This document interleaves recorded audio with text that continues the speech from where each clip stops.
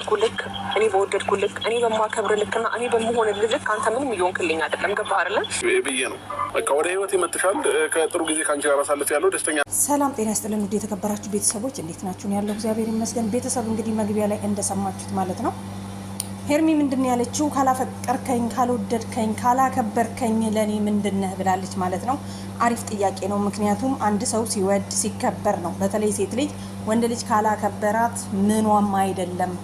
ሴት ልጅ ክብር ትወዳለች፣ ወንድ ብቻ አይደለም የሚወደው ማለት ነው። ምክንያቱም ሰዎች ሲከበሩ ነው የሚያከብሩት። ሰዎች ለራሳችሁ ቦታ ስትሰጡ ነው ሌላ ሰው የሚሰጣችሁና አብርሽ ሄርሚ በምታደርገው ነገር በሙሉ እስካሁን ድረስ ስናየው የሆነ የምትለምነው አድርጎ ነበር የማያት ማለት ነው። አያችሁ አይደለ? አሁን አልፈልግም እኔ በቃኝ፣ አንተ የራስህን ህይወት ኑር ስትለው ተመልሶ ምንድን ያለው እንግዲህ አይ አንቺ በቃኝ ካልሽ አልፈልግምህም ካልሽ ነው እንጂ እኔ ግን ዛሬም ነገም ካንቺ ጋር ነኝ በቃ በሚለው ሐሳብ በሚናገራቸው ሐሳቦች እናንተ ወደ ራሳችሁ ስታመጡት ሐሳቡ ይሄ ነው። ምክንያቱም እኔ ሩታን አልፈልግም የምፈልገው አንቺን ነው የሚለው ማለት ነው። አስባችሁታል እንግዲህ ምንድን ያላት ቡዜ ከዚህ በፊት ለምንድን ነው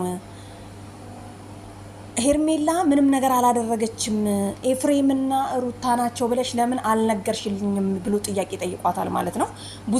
ቡዜ ሲጀመር ዳኒ ዴቭ ከኤርሚ ጎን ናቸው መጀመሪያም ማለት ነው። ስለዚህ አብረሽ እንደማያውቅ ሆነክ ስታቅፋት እንኳን ማለት ነው ስታቅፍህ ራሱ እጇን እየወረወርክ በግድ ነው የምታቅፈኝ፣ ስጠጋው ራሱ በግድ ነው። ሄርሚ እውነቷን ነው፣ ትክክለኛ ውሳኔ ነው የወሰነችው በዚህን ሰዓት ማለት ነው። የማያከብርሽን ወንድ አጠገብሽ ማስጠጋት የለብሽም።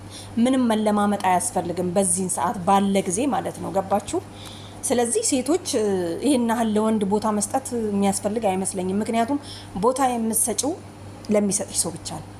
እንግዲህ ዳኒም እንደምታውቁት እንግዲህ የሄርሚ ጀለስ ነው፣ ቡዜም እንደዛው ማለት ነው። ስለዚህ ግን ቡዜ ሩታ ባለች ሰዓት ብዙ ነገር አታወራም፣ ምክንያቱም ትፈራለች። ሄርሜላ ነው አብርሽ አትልም፣ በግልጽ አልነገረችውም ለአብርሽም ማለት ነው። እና አብርሽ ዛሬም ይወዳታል፣ ሊተዋት አልቻለም ማለት ነው። አብርሽ እኮ በቃ የዲያስፖራን ስታይል ይዞ ኪሱን እጅ ውስጥ ዘንጦ ምናምን ነገር እንደፈለግሹኝ በምርጫሽ አልደራደርም። ገባችሁ አይደለ? አብዛኛው ወንዶች ሴቶችን የሚያደርጉት ነገር ወይም ደግሞ በቃ የሆነ ራሱን ትልቅ አድርጎ ምናምን የሚያዩ ወንዶች ምንድነው የሚያደርጉት መሰላችሁ? እንደፈለግሹኝ ምርጫሽ ከሆነ አሁንም ቢሆን አልጋፋሽም፣ አልጫንሽም፣ ሄዳለሁ ካልሽ እንግዲህ አብርሽ አልደወለም ትናንትና። ፍቅሩ ቢኖሮ ኖሮ የሚወዳት ቢሆን ኖሮ እኔ አልፈልግህም ብላ ስትሄድ ተከትሎ ልክ እንደሄደችው ነበር ደውሎ ሄርሚ እኔ ምን አድርጌሽ ነው? ቢያንስ እንኳን መደወል ቢያቅተው ኖሮ መጻፍ ይችል ነበረ፣ መጻፍ ትችል ነበር ብለዋለች። አያችሁ?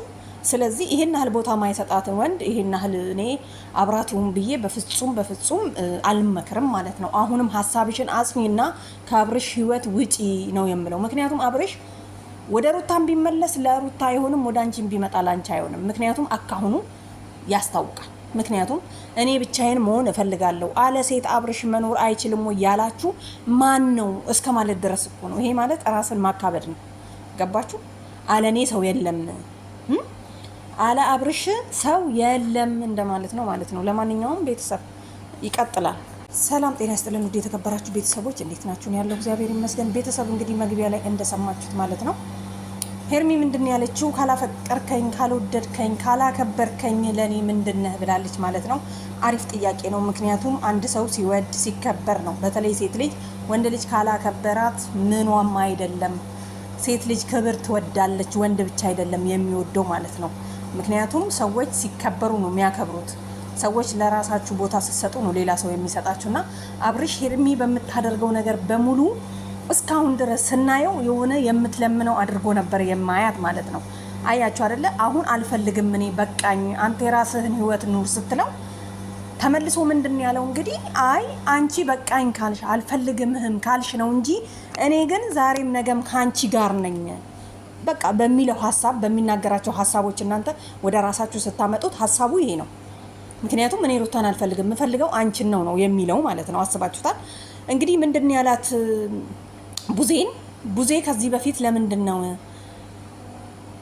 ሄርሜላ ምንም ነገር አላደረገችም ኤፍሬምና ሩታ ናቸው ብለሽ ለምን አልነገርሽልኝም ብሎ ጥያቄ ጠይቋታል ማለት ነው። ቡዜ ሲጀመር ዳኒ ዴቭ ከኤርሚ ጎን ናቸው መጀመሪያም ማለት ነው። ስለዚህ አብረሽ እንደማያውቅ ሆነክ ስታቅፋት እንኳን ማለት ነው ስታቅፍህ ራሱ እጇን እየወረወርክ በግድ ነው የምታቅፈኝ ስጠጋው ራሱ በግድ ነው። ሄርሚ እውነቷን ነው፣ ትክክለኛ ውሳኔ ነው የወሰነችው በዚህን ሰዓት ማለት ነው። የማያከብርሽን ወንድ አጠገብሽ ማስጠጋት የለብሽም። ምንም መለማመጥ አያስፈልግም በዚህን ሰዓት ባለ ጊዜ ማለት ነው። ገባችሁ?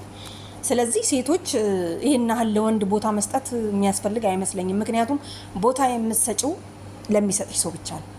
እንግዲህ ዳኒም እንደምታውቁት እንግዲህ የሄርሚ ጀለስ ነው፣ ቡዜም እንደዛው ማለት ነው። ስለዚህ ግን ቡዜ ሩታ ባለች ሰዓት ብዙ ነገር አታወራም፣ ምክንያቱም ትፈራለች።